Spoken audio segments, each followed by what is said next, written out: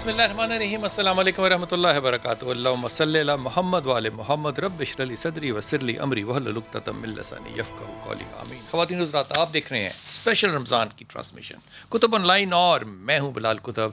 और आज हमेशा की तरह बहुत ही जय्यद उलमा इंशाअल्लाह ताला हमारे साथ होंगे, लेकिन पहले क्योंकि नाते रसूल पाक सल्लल्लाहु अलैहि वसल्लम की तरफ हमेशा जाते हैं, एक बात कह के आपको एक क्या कहना चाहिए, वो तड़का लगाते हैं ना बात को लुत्फ़ देने के लिए, तो तड़का लगा के जा रहा हूँ। जब वापस आएंगे तो जिस मौजू के ऊपर गुफ्तगू करेंगे अपने मेहमानों के साथ, बदर की बात को याद रखिएगा। जंग बदर के अंदर रसूल पाक सल्लल्लाहु अलैहि वसल्लम ने अपने सहाब की फ़तह के लिए जिस तरह सुबह जब मुकाबला होना था, रात को जिस तरह जंग की दुआ की अल्लाह ताला से, और उस दुआ का फिर ज़िक्र जो है वो बुखारी शरीफ में भी आया। और फिर हज़रत अबू बकर सद्दीक़ ने जिस तरह रसूल पाक सल्लल्लाहु अलैहि वसल्लम को गुसारी करते देखा और फिर उनको पकड़ा पीछे से जाके और कहा कि या रसूलल्लाह सल्लल्लाहु अलैहि वसल्लम, अल्लाह ने सुन लिया आपकी।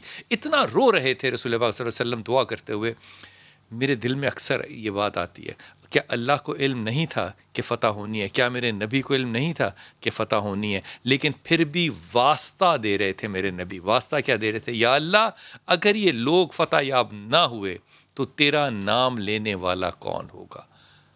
ये बात बढ़ाऊंगा आगे अपने मेहमानों के साथ, लेकिन पहले इस नबी की जो तारीफ़ है, जो ज़िक्र है, उसको इबादत समझ के सुनते हैं और फिर दुआ के ऊपर इंशाअल्लाह गुफ्तगू करेंगे। हमारे साथ अरबाज़ हैं। अरबाज़, बिस्मिल्लाह कीजिए। ऐ सब्ज़ गुंबद वाले मंजूर दुआ करना, ऐ सब्ज़ गुंबद वाले मंजूर दुआ करना, जब वक्त नज़ा दीदार अता करना, दीदार अता करना। ऐ नूरे खुदा आकर आँखों में समा जाना, याद पे बुला लेना, या ख्वाब में आ जाना। ऐ नूरे खुदा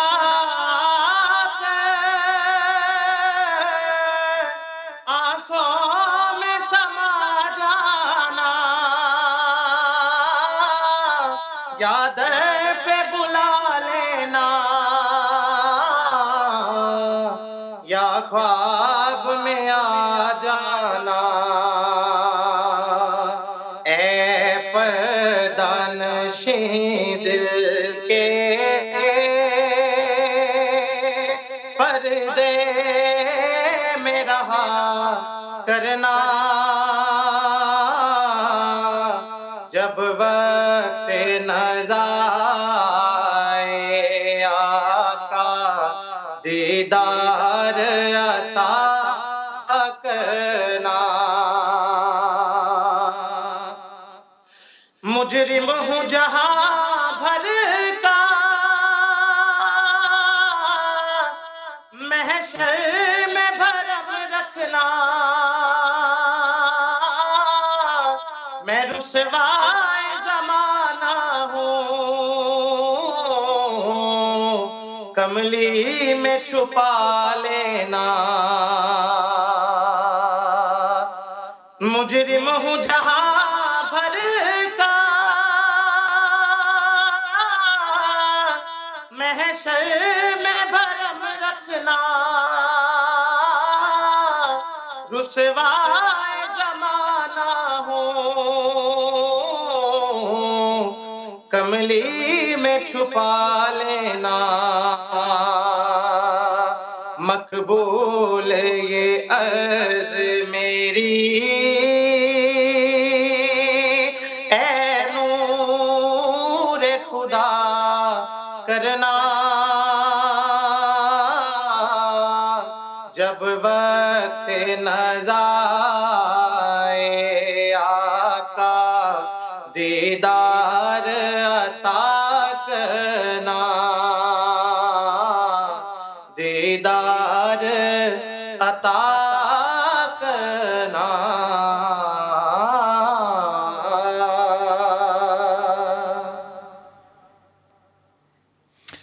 بسم اللہ الرحمن الرحیم۔ اللہ تعالیٰ ارباز آپ کی آواز میں اور خوشی ڈالے اور آپ کو ترقی دے۔ آپ نے بڑی ہی کھلی آواز میں اور بڑے ہی اعلیٰ سروں کے اندر پڑھا۔ وہ ظاہر ہے جب نعت اور حمد کی بات ہوتی ہے تو میرا دل ہوتا ہے کہ جو پڑھنے والا ہو وہ بھی خوش اسلوبی سے پڑھے۔ آپ نے بڑا اس کا حق نبھایا۔ ہمارے ساتھ آج کا سے علامہ ظہیر الحسن ہے۔ شاہ صاحب بہت شکریہ آپ کا، اللہ تعالیٰ آپ کو جزائے خیر دے۔ علامہ صاحب کا صرف ایک ہی تعارف ہے اور ان کا کوئی تعارف نہیں ہے، یہ امام حسین کربلا کے جو روضہ مبارک ہے وہاں پہ خطیب ہیں اور پاکستان کی، امریکہ کی نئی مسلمانوں کی ریپرزنٹیشن کرتے ہیں اور ہمیں سعادت بخشتے ہیں کہ شاہ صاحب ہمارے پاس بھی تشریف لاتے ہیں۔ ضیاء اللہ شاہ بخاری صاحب ہیں، بخاری صاحب بہت شکریہ، اور مفتی زبیر بھائی ہیں۔ مفتی صاحب بہت شکریہ، آپ تمام دوستوں کو بہت وارم ویلکم۔ یہ دعا جو ہے علامہ ظہیر صاحب، کیونکہ آپ ہم سے فاصلے میں دور ہیں، دلوں میں آپ دور نہیں ہیں، دلوں میں آپ بہت قریب ہیں ہمارے، فاصلے میں دوری کی وجہ سے آپ سے عرض کر رہا ہوں کہ یہ جو دعا ہے اس کا آخر اسلام میں، دین میں کیوں ذکر ہے؟ جب کہ ہم اللہ پہ توکل کرتے ہیں، اللہ کے ہر کام پہ ہمیں راضی رہنے کا حکم ہے، لیکن جب نبیوں کی زندگی کو دیکھیں تو وہ اس طرح سے باتیں کرتے ہیں، دعائیں مانگتے ہیں جس طرح اللہ تعالیٰ سے مخاطب ہو کے کر رہے ہوں۔ تو یہ تصور کیا ہے؟ اس کو میں کیسے سمجھوں کہ دعا کا ہونا کیا چیز ہے؟ اعوذ باللہ من الشیطان الرجیم، بسم اللہ الرحمن الرحیم۔ السلام علیکم ورحمۃ اللہ وبرکاتہ۔ اللہ کریم ہم سب کو ماہ مبارک رمضان سے بھرپور استفادہ کرنے کی توفیق عنایت فرمائے، آمین یا رب العالمین۔ آمین آمین آمین۔ بلال بھائی، دعا کا بالخصوص ماہ مبارک رمضان کے ساتھ بھی بہت ہی گہرا تعلق ہے، اور در حقیقت اصل ہے ہی دعا۔ اگر آپ دیکھیں تو اللہ سبحانہ و تعالیٰ نے، پہلے قرآن سے شروع کرتا ہوں، کم از کم 3 آیتیں قرآن کے اندر ایسی ہیں کہ جس میں اللہ رب العزت نے دعا کے لیے وَقَالَ رَبُّكُمْ ادْعُونِي فَاسْتَجِبْ لَكُمْ إِنَّ الَّذِينَ يَسْتَكْبِرُونَ عَنْ عِبَادَتِي سَيَدْخُلُهُمْ جَهَنَّمَ دَاخِرِينَ۔ یہاں پر اگر آپ سورہ مومن کی 60 نمبر آیت کو دیکھیں تو اللہ رب العزت نے فرمایا کہ اللہ تمہارا جو ہے وہ یہ کہتا ہے کہ تم مجھ سے دعا کرو، میں استجابت کروں گا، اور جو میری عبادت سے روگردانی کرے گا اسے میں جہنم میں ذلیل کر کے ڈالوں گا۔ تو مفسرین نے یہاں پر کہا کہ دعا پہلے اللہ سبحانہ و تعالیٰ نے ذکر کیا، اس کے بعد عبادت کی طرف کیوں اگلے پہرے میں جو ہے نا وہ چلا گیا؟ پتہ یہ چلا کہ الدعا مخ العبادہ، در حقیقت دعا جو ہے وہ روح عبادت ہوتی ہے۔ اور جہاں تک تعلق اس بات کا ہے کہ دعا جو ہے وہ اللہ سبحانہ و تعالیٰ نے اپنے انبیاء سے، بلکہ ماہ مبارک رمضان کی جو سورہ بقرہ کی آیت ہے جس میں اللہ سبحانہ و تعالیٰ نے ارشاد فرمایا یا ایھا الذین آمنوا کتب علیکم الصیام کما کتب علی الذین من قبلکم لعلکم تتقون، تم پر روزوں کو واجب قرار دیا گیا جیسے کہ تم سے پہلے والی امتوں پر، تاکہ تم تقوی اختیار کرو۔ اس کے بعد کیا ہے؟ وَإِذَا سَأَلَكَ عِبَادِي عَنِّي فَإِنِّي قَرِيبٌ أُجِيبُ دَعْوَةَ الدَّاعِ إِذَا دَعَانِ فَلْيَسْتَجِيبُوا لِي۔ اللہ سبحانہ و تعالیٰ نے 7 مرتبہ بلال بھائی ضمیر کو اپنی طرف پلٹا کر کہا ہے کہ جب میرے بندے میرے متعلق پوچھیں تو ان سے کہو کہ میں ان سے قریب ہوں، ان کی آواز کو سنتا ہوں، ان کی دعا کو سنتا ہوں جب وہ مجھے پکارتے ہیں، اور میں استجابت کرتا ہوں۔ اب ظاہر ہے یہاں پر اللہ سبحانہ و تعالیٰ نے خود لوگوں کو، بندوں کو بلایا ہے، تشویق کی ہے، انسینٹیو دیا ہے، انکریج کیا ہے، اور رسول خدا محمد مصطفیٰ صلی اللہ علیہ وسلم کا فرمان الدعاء صلاح المومن۔ آپ انبیاء علیہ السلام کا آپ نے ذکر کیا، اگر انبیاء علیہ السلام کی زندگی کے اندر دیکھیں تو ان کی کامیابی کے پیچھے ہر جگہ پر جو ایک مین راز نظر آتا ہے وہ دعا ہے۔ حضرت یوسف علیہ السلام، دروازے بند ہیں، تالے لگے ہوئے ہیں، اس وقت جب وہ دیکھتے ہیں کہ کوئی راستہ نہیں ہے تو کون سا راستہ تھا کہ جس کی وجہ سے وہ بند دروازے کھل جاتے ہیں اور تالے ٹوٹ جاتے ہیں؟ وہ دعا ہے کہ جو اللہ رب العزت کی بارگاہ میں کرتے ہیں۔ حضرت سلیمان جب وہاں پر بارڈر ایریاز کے اندر موجود ہیں اور ان کو پتہ چلتا ہے کہ پیچھے محل پر حملہ ہو گیا، ممکن ہی نہیں ہے حضرت سلیمان علیہ السلام کا اتنی دور سے واپس پہنچ جانا، وہاں پر کیا ہوتا ہے؟ حضرت سلیمان علیہ السلام خدا کی بارگاہ میں دعا کرتے ہیں کہ پروردگار اب کوئی چارہ کار نہیں ہے، میں کیا کر سکتا ہوں؟ اور آپ دیکھتے ہیں کہ جو ناممکن تھا، پروردگار نے کہا اپنے قالین کو سنبھالو، نہ تخت پر بیٹھو، اور ہوا کو حکم دیا اور وہاں سے پرواز کراتے ہوئے واپس پہنچا دیا۔ جو ممکن نہیں تھا وہ اس کو ممکن کر دیا۔ آگے چل کر اگر اسی طریقے سے باقی انبیاء علیہ السلام کے متعلق دیکھیں، حضرت علیہ السلام جب دریائے نیل کے کنارے پہنچتے ہیں اور دیکھتے ہیں کہ کوئی چارہ کار ہی نہیں ہے، تو یہاں پر ہمیں تمام تر انبیاء میں جو ایک چیز نظر آتی ہے وہ کیا ہے کہ جب بھی ان کو کسی جگہ پر کوئی مشکل آئی ہے تو انہوں نے خدا کی بارگاہ میں دست دعا کو بلند کیا۔ اور ماہ مبارک رمضان کے اندر کیا بات ہے، کیا بات ہے شاہ صاحب، آپ میرے ساتھ ہی ہیں۔ میں سب سے پہلے تو آپ کا شکریہ کرنا بھول گیا، کیونکہ امریکہ کے اندر ٹائم جو ہے یہ بڑا آکورڈ ہے، لیکن اس آکورڈ ٹائم میں اس کے باوجود کہ بڑا آکورڈ ٹائم ہے اور ظاہر ہے آپ کو سحری کی طرف بھی جانا ہے، لیکن اس کے باوجود آپ ہمارے ساتھ ہیں۔ میں انتہائی ممنون فاصلے کی نسبت سے۔ اب مفتی زبیر جو ہیں وہ کیونکہ کراچی میں، شاہ صاحب تو ہمارے ساتھ ہیں، بخاری صاحب، ضیاء اللہ بخاری صاحب۔ زبیر بھائی آپ کی طرف توجہ دوں گا، جہاں یہ بڑی کیا کمال بات کی ہے علامہ ظہیر بھائی نے کہ اللہ تعالیٰ سے نبیوں نے، پیغمبروں نے کس طرح سے دعا مانگی اور کہاں کہاں کن کن موقعوں پہ مانگی، جب دروازوں پہ تالے تھے، فاصلے زیادہ تھے، کچھ ظاہری اسباب تھے ہی نہیں، تو دعا کر رہے ہیں جبکہ عقل اور دانش میں وہ نہیں آتی۔ لیکن ایک دوسرا پرسپیکٹو بھی دیکھیے کہ جب نبی دعا نہیں مانگ رہا تو اللہ دعا سکھا بھی رہے ہیں کہ اے نبی تو یہ دعا مانگ، تو یہ مانگے گا تو میں تجھے عطا کر دوں گا، لا الہ الا انت سبحانک انی کنت من الظالمین۔ یہ جو انگ، یہ جو رنگ، یہ جو مزاج ہے میرے رب تعالیٰ کا کہ مجھ سے مانگا جائے، اس پہ روشنی فرمائیے گا۔ بسم اللہ الرحمن الرحیم، نحمدہ و نصلی علی رسولہ الکریم، اما بعد۔ بہت اہم ٹاپک آج آپ نے اختیار فرمایا ہے، جزاکم اللہ خیرہ، اور بالخصوص رمضان اور پھر عشرہ رحمت کی یہ گھڑیاں اور مبارک اور مقدس اور بابرکت ساعتیں گزر رہی ہیں۔ ان ساعتوں کے اندر اللہ کرے کہ اس پروگرام کے طفیل ساری انسانیت اور سارے عالم اسلام اور سارے مسلمانوں کو دعا کی طرف متوجہ ہونے کی اللہ رب العزت خدائی توفیق عطا فرما دے۔ آپ نے بلال بھائی جو سوال فرمایا، تو دعا کے اصل کے اندر دو پہلو ہیں۔ ایک تو میں محتاج ہوں، میں ضرورت مند ہوں اور میں اللہ رب العزت سے مانگتا ہوں، میں اپنی ساری حاجتیں اللہ کے سامنے پیش کرتا ہوں، مجھے اللہ سے مانگنا ہے، اپنی ضروریات کو پورا کروانا ہے، عافیت کی دعا مانگنی ہے، مجھے اپنے مسائل اللہ کے سامنے رکھنے ہیں، ڈسکس کرنے ہیں، راز و نیاز کی باتیں کرنی ہے، اللہ رب العزت کو مخاطب کرنا ہے، مانگنا ہے۔ لیکن اس کا ایک اور پہلو ہے، اور وہ بڑا اہم پہلو یہ ہے کہ اللہ رب العزت یہ فرماتے ہیں کہ دعا خود ایک مستقل عبادت بھی ہے۔ یعنی آپ صلی اللہ علیہ وسلم نے جہاں یہ ارشاد فرمایا الدعاء مخ العبادہ، دعا عبادت کا مغز ہے، عبادت کا حقیقی فلسفہ اور پیغام ہے، وہاں ایک اور حدیث ابن حبان کے اندر آئی ہے جس میں فرمایا الدعاء هو العبادہ، دعا خود بھی ایک عبادت ہے۔ اللہ کو بندہ مومن کی طرف سے مانگے جانے کی یہ ادا بہت آتی ہے، یہ اللہ کو پسند ہے۔ آپ نے انٹرو کے اندر بڑی اچھی بات کہی، آپ نے انٹرو کے اندر بڑی اچھی بات فرمائی بلال بھائی کہ اللہ ہماری ضروریات کا پتہ ہے۔ اللہ کو تو پتہ تھا کہ بدر کے اندر صحابہ کرام کو رسول اللہ صلی اللہ علیہ وسلم کو اللہ نے فتح عطا فرمانی ہے، جیت عطا فرمانی ہے، کامیابی عطا فرمانی ہے، لیکن اس کے باوجود آپ صلی اللہ علیہ وسلم دعا مانگ رہے ہیں۔ اب یہاں حضرت علی رضی اللہ تعالیٰ نے اس فلسفے کو بہت اچھے طریقے سے کلیئر فرمایا۔ ان کا ایک قول میں نے ایک جگہ پڑھا، میں کون ہوتا ہوں یا اللہ تجھے یہ بتانے والا کہ مجھے اس وقت اس چیز کی ضرورت ہے، میں تو دعا صرف اس لیے مانگتا ہوں کہ یا اللہ تیرا یہ حکم ہے، اے اللہ یہ تیری عبادت ہے، میں تیرے حکم کو پورا کرنے کے لیے یہ کام کر رہا ہوں، ورنہ میں کوئی نہیں ہوں کہ اے اللہ تجھے بتاؤں اس وقت تکلیف کے اندر مجھے اس چیز کی ضرورت ہے۔ ایک اور مقام پر حضرت علی رضی اللہ تعالیٰ ڈیسیجن پاور اور اللہ نے جو ان کو خطابت اور کلام کا سلیقہ، عجیب و غریب قسم کا فلسفہ وہ بیان فرمایا کرتے تھے۔ ایک جگہ فرمایا میں جب دعا مانگتا ہوں میری دعا قبول ہو جاتی ہے تو میں خوش ہو جاتا ہوں، کیونکہ میری چاہت پوری ہو گئی ہے، میں نے اللہ سے مانگا، اللہ نے میری دعا قبول کر لی، میں خوش ہو جاتا ہوں، میں ایک بندہ ہوں، میں خوش ہو جاتا ہوں۔ لیکن جب میں دعا مانگتا ہوں اور وہ ظاہری طور پر قبول نہ ہو تو میں زیادہ خوش ہوتا ہوں کہ اس صورت میں میرے اللہ کی چاہت پوری ہو گئی ہے، لیکن میں نے عبادت تو کر لی. کیا بات ہے, کیا بات ہے.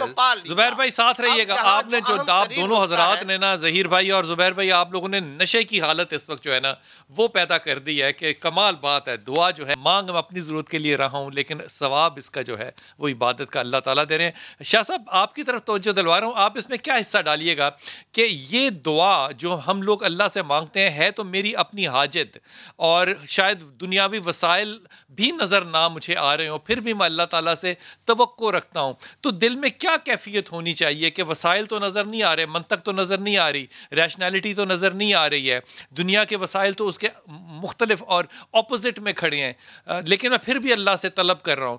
وہ یقین کی کیفیت کتنی ہونی چاہیے میری, ہونی بھی چاہیے یا نہیں ہونی چاہیے, فرمائیے گا.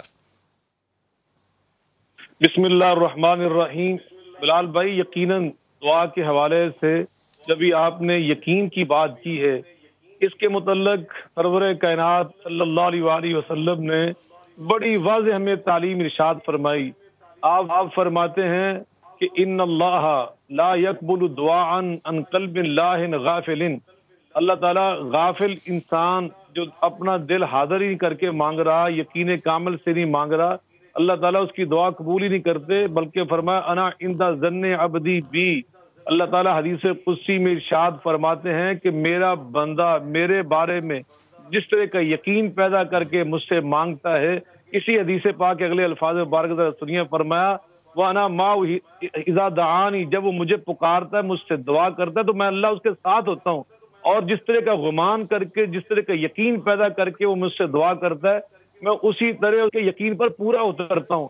آپ اندازہ لگائیں حضرت زکریا علیہ السلام کا واقعہ اللہ تعالیٰ نے سورہ مریم میں کیا بیان کیا ہے. وہ آ کے اللہ کی بارگاہ میں اللہ کا دروازہ کھٹکھٹاتے ہوئے عرض کرتے ہیں, ذکر و رحمت ربک عبدہ زکریا اذ نادى ربه نداء خفيا قال رب انی وهن العظم منی واشتعل الرأس شیبا ولم اکن بدعائک رب شقیا.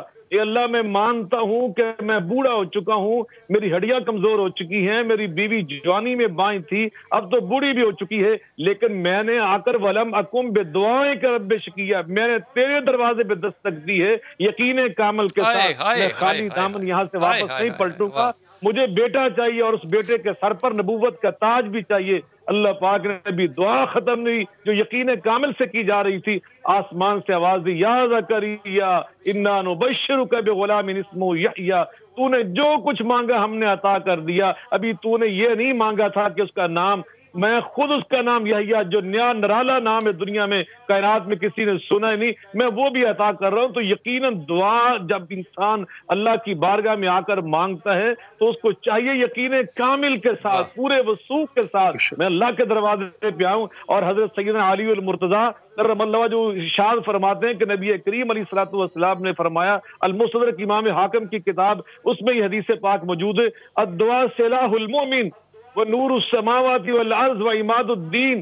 مومن کا سب سے بڑا قابل اعتماد ہتھیار اصل اگر ہے تو اللہ سے دعا مانگنا ہے. یہ آسمانوں اور زمین کا نور ہے, دین کا ستون ہے. آقا علیہ الصلوۃ والسلام فرماتے ہیں انہ لا يرد القضاء الا الدعاء, کائنات میں تقدیر جو اللہ کی تقدیر, اللہ کی قضا, اسے کوئی قوت, کوئی طاقت, کوئی کوشش, کوئی محنت, کوئی ریاست تبدیل نہیں کر سکتی. ہاں, دعا کے عمل میں اللہ نے اتنی طاقت, اتنی تاثیر اور اتنی قوت رکھی ہے. جب ایک بندہ مومن سچے دل سے اللہ سے دعا کرتا ہے, اللہ تو فرمایا, تو پھر کیا ہوتا ہے, اللہ تعالیٰ اس کی دعا کی برکت سے تقدیر بدل دیتا ہے. الدعاء ينفع فيما نزل وفيما لم ينزل, اور تقدیر وہ بھی بدل جاتی ہے جو نازل ہو چکی ہے, بندے اس میں مبتلا ہو چکے ہیں, اور ابھی وہ تقدیر جو آنے والی تھی اللہ تعالیٰ اس کو وہاں پہ روک دیتا ہے. ما من مسلمین یدعو بدعوۃ, فرمایا جو مسلمان سچے دل سے دعا کرتا ہے, الا اعطى الله بها احدى الثلاث, اللہ اس کی دعا کے عوض میں اس کو 3 انعامات میں سے ایک انعام ضرور عطا کرتا ہے.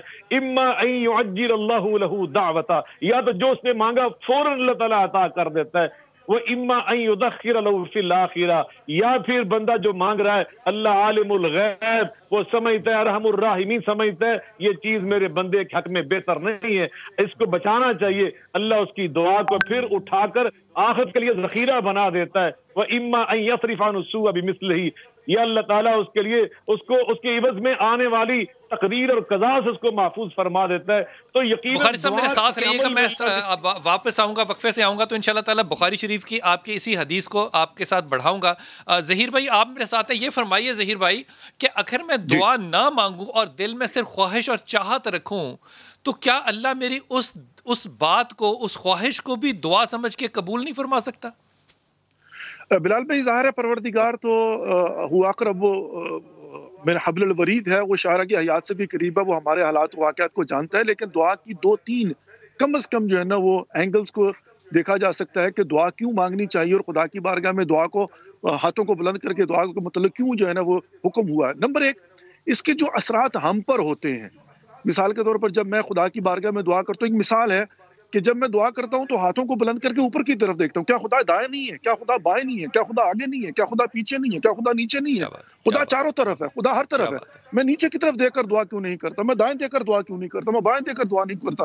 میں ہاتھوں کو بلند کر کے جب دعا کرتا ہوں تو اس میں در حقیقت اپنے ذلیل و خوار ہونے کا، اپنی پستی کا اور اس کے اعلیٰ و رفع ہونے کا اقرار کر رہا ہوں. نمبر 1. نمبر 2، اب میں اس کی مثال دیتا ہوں. حضرت ابراہیم علیہ السلام کی بڑی مشہور دعا ہے، وہ قرآن پاک کے اندر ہے کہ حضرت ابراہیم علیہ السلام نے ربنا وابعث فیہم رسولا یتلو علیہم آیاتک ویزکیہم ویعلمہم الکتاب والحکمہ، کہ پروردگار تو مبعوث فرمائن میں سے ایک نبی کو جو تیری آیات کی تلاوت کرے اور ان کا تزکیہ نفوس کرے اور قرآن و حکمت کی تعلیم دے. اب یہاں پر دیکھتے ہیں کہ بعینی الفاظ کو پلٹا کر پروردگار نے در حقیقت خداوند متعال نے قرآن کے اندر سورہ جمعہ میں هو الذی بعث فی الامیین رسولا منہم یتلو علیہم آیاتہ ویزکیہم ویعلمہم الکتاب والحکمہ. کہا یہ جاتا ہے کہ دعا ابراہیم کے نتیجے میں پروردگار نے رسول خدا محمد مصطفیٰ صلی اللہ علیہ وسلم کو انہی صفات کے ساتھ مبعوث فرمایا. درحال کہ رسول خدا کا فرمان ہے کہ کنت نبیا وکان آدم بین الماء والطین، میں تو اس وقت بھی نبی تھا کہ جب حضرت آدم کا پتلا بھی پانی اور مٹی کے درمیان تھا، تو ان دو چیزوں کو ملائیں گے کیسے؟ تو پتہ یہ چلا کہ حضرت ابراہیم علیہ السلام جو ہے وہ در حقیقت لوح محفوظ میں دیکھ رہے تھے کہ ایک ایسے نبی کو مبعوث ہونا ہے، تو وہ خدا کی بارگاہ میں اپنی ایفیشنسی دکھا رہے تھے کہ پروردگار جو تیرے لوح محفوظ میں موجود ہے، تیرا ایک محبوب کبریا تیرا آنے والا ہے، اس کے لیے میں دعا کر کے اپنی ایفیشنسی دکھا رہا ہوں. اسی لیے ہم بھی کہتے ہیں اللہم کیا بات صلی ہے، اپنی ایفیشنسی دکھا رہا ہوں. ظہیر بھائی بڑی خوبصورت بات، لیکن وقفے پہ جا رہا ہوں بڑا. اور مفتی زبیر بھائی آپ کے پاس آؤں گا وقفے کے بعد، اور عرض یہ کروں گا تمام دوستوں سے کہ یہ دعا مانگنے کے کیا اوقات بھی ہوتے ہیں، اور جب مثال کے طور پہ جب مانگا جا رہا ہے تو بہت سے نبی جو ہیں وہ اللہ کو مختلف وسیلے دیتے ہیں. ہم لوگ صحابہ وسیلے دیتے ہیں، بخاری شریف میں ہے وہ اندھے کا جیسے وسیلہ دینا ہے. ان معاملات کو ایک عام آدمی خاص طور پہ اپنی مسائل میں کس طرح سے دیکھے، ٹیکل کرے، ہینڈل کرے، خاص طور پہ رمضان کے اندر. واپس آتے ہیں.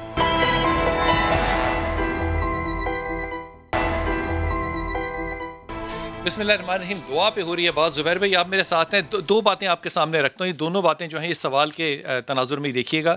پہلی بات تو یہ کہ اللہ تعالیٰ جب فرما رہے ہیں یہ کہ جب وہ روزے دار جو ہے وہ خشک لبوں کے ساتھ، خشک منہ کے ساتھ، بھوک پیاس میں جب وہ روزہ کھولنے سے پہلے بیٹھا ہوتا ہے، رسول اللہ صلی اللہ علیہ وسلم فرماتے ہیں کہ جب وہ دعا مانگتا ہے تو پھر حضرت موسیٰ علیہ السلام کی مثال دی کہ وہ جو پردے ان کے درمیان تھے وہ اس امتی، اس روزے دار کے اور اللہ کے درمیان نہیں ہے. یہ قربت کا وقت ہے. کیا وقت کے اوپر وقت متعین ہوتے ہیں کہ یہ وقت ہے خاص طور پہ کہ دعا کی جائے؟ پھر اس اندھے صحابی کی مثال دیکھیے جو کہ رسول کے پاس آ کے کہہ رہے اور نبی کہہ رہے ہیں اس کو کہ تم نماز پڑھو اور میرے وسیلے سے اللہ سے مانگو. ان دونوں باتوں پہ ذرا روشنی ڈالیے گا. کیا یہ انداز ہیں دعا مانگنے کے، اور یہ اوقاتوں کے اوپر کب اللہ قریب تر ہوتا ہے انسان کے؟ جی گزارش یہ ہے کہ اوقات بھی قبولیت کے لیے کئی سارے مخصوص ہیں اور مقامات بھی مخصوص ہیں. اب آپ دیکھیے، ایک دعا خانہ کعبہ کے سامنے، ایک دعا صفا مروہ کے درمیان میں، ایک دعا روضہ اقدس صلی اللہ علیہ وسلم کے سامنے اللہ رب العزت سے، مسجد نبوی کے اندر، مسجد اقصیٰ کے اندر جس کو اللہ نے الذی بارکنا حولہ، کہ ہم نے دائیں بائیں اس کے تمام اطراف کے اندر برکتیں بھر دی ہیں. اسی طرح کعبہ، زبیر بھائی خانہ کعبہ کو جب پہلی دفعہ دیکھیں تو کہتے ہیں دعا مانگیں تو وہ قبول ہوتی ہے. یہ روایت ٹھیک ہے کیا؟ بالکل یہ بھی صحیح ہے. کئی ساری روایتوں کے اندر اس کا تذکرہ موجود ہے اور ملا علی قاری رحمۃ اللہ علیہ نے اس کی تصحیح کی ہے. یہ بھی قبولیت دعا کا اہم ترین موقع ہے. اوقات میں سے فرض نماز کے بعد کا جو وقت ہے یہ بھی قبولیت دعا کا اہم ترین موقع ہے. آپ نے جس کی طرف اشارہ کیا کہ روزے دار افطار کے وقت میں اپنی بھوک اور پستی ان سب باتوں کو سامنے رکھتے ہوئے یہ بھی دعا کی قبولیت کا موقع ہے، تہجد یہ بھی دعا کی قبولیت کا موقع ہے، جمعے کے خطبے کے دو درمیان کا جو وقفہ وہ بھی دعا کی قبولیت کا، بلکہ جمعے والے دن جب امام نکل کر کے آئے عصر کے وقت تک یہ بھی دعا کی قبولیت کا موقع، یہ سارے کے سارے قبولیت دعا کے مواقع ہیں۔ البتہ بلال بھائی پروگرام ناقص ہوگا، میں ایک اہم بات کہنا چاہتا ہوں، وہ اہم ترین بات یہ جس کی طرف آپ نے بھی اشارہ کیا، ظہیر صاحب نے بھی اشارہ کیا، پستی، عاجزی، تواضع۔ سورہ اعراف آیت نمبر 55 کے اندر اللہ رب العزت ارشاد فرما رہے ہیں ادعوا ربکم تضرعا وخفیہ، اپنے رب کو پکارو خفیہ اور تضرع، عاجزی اور انکساری کے ساتھ۔ یہ جو تواضع ہے، یہ جو عاجزی ہے، یہ انکساری ہے، یہ قبولیت دعا کا سب سے زیادہ اہم ترین کلیدی اور بنیادی نسخہ ہے۔ جو اس در کا بھکاری وہ قسمت کا سکندر ہے۔ عبادات کے تکبر کے مقابلے میں ندامت کے آنسو اللہ کو زیادہ محبوب ہیں۔ اس چیز کو دماغ کے اندر کوٹ کوٹ کر کے بھرنا چاہیے۔ ایک نبی صلی اللہ علیہ وسلم کی معراج ہے اور ایک امتی کی معراج ہے۔ نبی کی معراج آسمانوں کا سفر، میری اور آپ کی معراج اللہ کے سامنے سر کو جھکا دینا۔ تیری معراج تو آسمان تک گیا، میری معراج میں تیرے قدموں میں آیا۔ یہ جو عاجزی ہے، تواضع ہے، انکساری ہے، جھکنا ہے، یہ اللہ کو زیادہ محبوب اور پسند ہے، اور یہ ادا اللہ کو زیادہ بھاتی ہے۔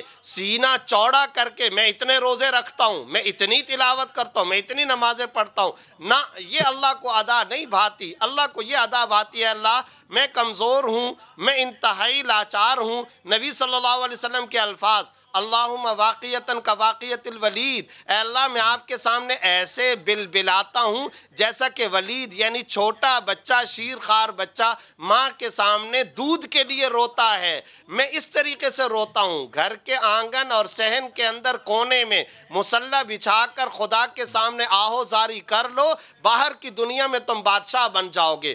یہ نسخہ ہے عاجزی کا، کیا تواضع خوبصورت کا، زبیر بھائی، آپ کی بات کا کا نا حاصل گفتگو آج مل گیا کہ اللہ کے رسول کی معراج آسمان ہے، میری معراج جو ہے وہ سجدہ اور قدم ہے۔ کیا بات ہے، خوبصورت بات آپ نے کی۔ ضیاء اللہ شاہ بخاری صاحب، آپ کی طرف توجہ کروں گا۔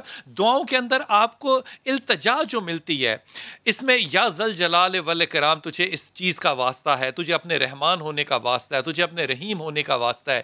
یہ جو واسطہ اور تعلق دعا کے اندر بنایا جاتا ہے، اس پہ تفسیر فرمائیے کہ یہ واسطہ دینا یہ عاجزی کا حصہ ہے یا یہ کوئی اور چیز ہے؟ بلا شبہ بلال بھائی، اس کے بارے میں اللہ رب العزت نے خود قرآن مجید فرقان حمید میں ارشاد فرمایا ہے وَلِلَّهِ الْأَسْمَاءُ الْحُسْنَى فَادْعُوهُ بِهَا۔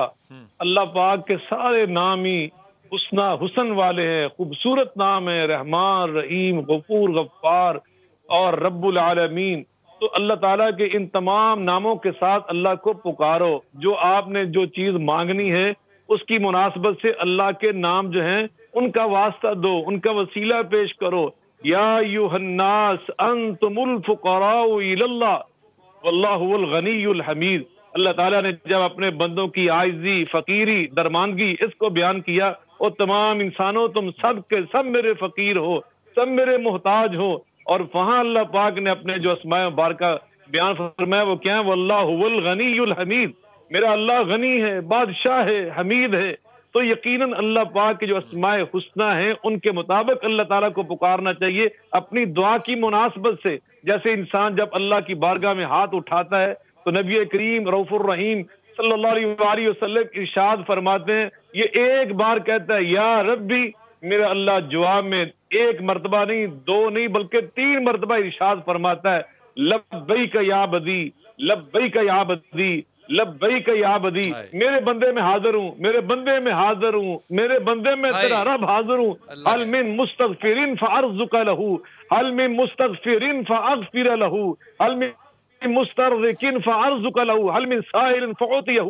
رزق مانگتے ہو تو میں تیری جولی رزق سے بھر دیتا ہوں، گناہوں کی معافی مانگتے ہو، کہنا تیرا کام ہے تیرے سارے گناہوں کو نیکیوں میں، فاولئک یبدل اللہ سیئاتہم حسنات، نیکیوں میں تبدیل کر دینا میرا کام ہے۔ کوئی اور تیرا سوال ہے تو وہ پیش کر، میں وہ بھی تیرا سوال پورا کر دیتا ہوں۔ ہم تو مائل بکرم میں کوئی سائل ہی نہیں، راہ دکھائیں کسے کوئی راہ روے منزل ہی نہیں، تو یقیناً یہ ایک بہت بڑا اللہ کی بارگاہ میں وسیلہ ہے۔ اور دوسرا وسیلہ خود نبی کریم علیہ الصلوۃ والسلام نے بیان فرمایا، حضرت ابی ابن کعب رضی اللہ تعالیٰ عنہ بیان کرتے ہیں، میں آقا کی خدمت میں حاضر ہوا، میں نے عرض کیا میں اس طرح کرنا چاہتا ہوں کہ جب بھی دعا کیا کروں، دعا کے وقت کے 3 حصے کروں، 3 حصے اپنے لیے دعائیں مانگتا رہوں اور ایک حصہ آپ پر درود شریف پڑھتا رہوں، یہ میرا عمل کیسا رہے گا؟ میرے آقا علیہ الصلوۃ والسلام نے فرمایا بہت اچھا عمل ہے تیرا، ان زدت فهو خیر لک، اگر درود شریف زیادہ پڑھ لیتے اپنی دعا کی قبولیت کے لیے تو زیادہ اچھا ہوتا۔ اس نے کہا جی آدھا کر لیتا ہوں۔ آقا پھر فرماتے ہیں ما